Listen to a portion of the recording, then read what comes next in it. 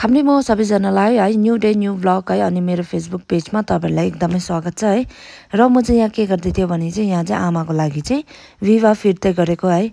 अनि मैले चाहिँ यहाँ चाहिँ बोइलरमा चाहिँ तातो तातो पानीहरु चाहिँ उमालेको थिएँ नि त हैन। सो त्यही पानीसँग चाहिँ म चाहिँ यहाँ विवा फिर्दै गरेको तपाईहरु पनि देख्न सक्नुहुन्छ यहाँ है। भाफहरु पनि उड्दै गरेको है। एकदमै जाडो थियो नि त हैन। सो आज चाहिँ पानी परेको कारणले गरेर अनि मैले यहाँ प्लेटमा राखेर चाहिँ विवा र दारिम चाहिँ मैले आमाको छेउमा पुर्याइदिएँ र आमाले चाहिँ हेलो भन्नुहुँदै थियो। त्यसपछि चाहिँ मैले चाहिँ फेरि फ्लास्कमा चाहिँ पानी उमालेर लगाउनको लागि चाहिँ फ्लास्कलाई चाहिँ मैले चाहिँ एक खेप चाहिँ पखालेर फ्याँकिदियो है। त्यसपछि चाहिँ मैले चाहिँ फ्लास्कमा चाहिँ त्यही फेरि बोइलरमा पानी ताताको चाहिँ भराइराखेको है किनभने चाहिन्छ। र यहाँ मैले चाहिँ प्रेसर कुकरमा चाहिँ आलु बसालिरहेको थियो।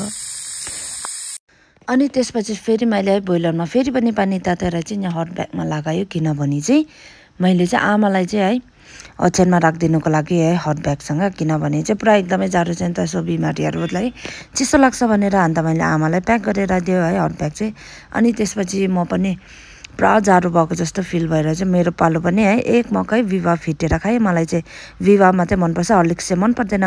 र यहाँ चाहिँ छ है आजको वेदर है एकदमै पानी परिरहेको छ, तपाईहरु पनि देख्न सक्नुहुन्छ है।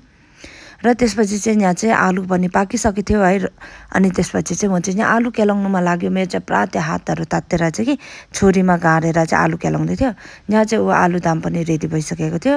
र त्यसपछि मैले चाहिँ आगबरी लिएर चाहिँ मिक्स गरेँ है आलुसँग। अनि यहाँ मसलाहरु पनि खोलखाल गरेर चाहिँ लगाउँदै गरेको है। अनि आज चाहिँ मलाई चाहिँ खासै आलु मिमी खानु मन परेको थियो है। सो मिमी चाहिँ एकदमै कम्ती हुन्छ है। सो मिमीको रिप्लेसमा चाहिँ मैले चाहिँ आगबरी लिएर मिक्स गरेको है। र यो चाहिँ फाइनल लुक्स है। तपाईहरुलाई कुकुलाई मन पर्छ आलु मिमी यानी कि आलु वाइवाइहरु है, मलाई चाहिँ एकदमै मन पर्छ। अनि त्यसपछि म यहाँ खानु बसेँ है। र एकदमै मिठो भएको थियो। र थ्यांक यू सो मच मेरो भिडियो हेरिदिनु भएको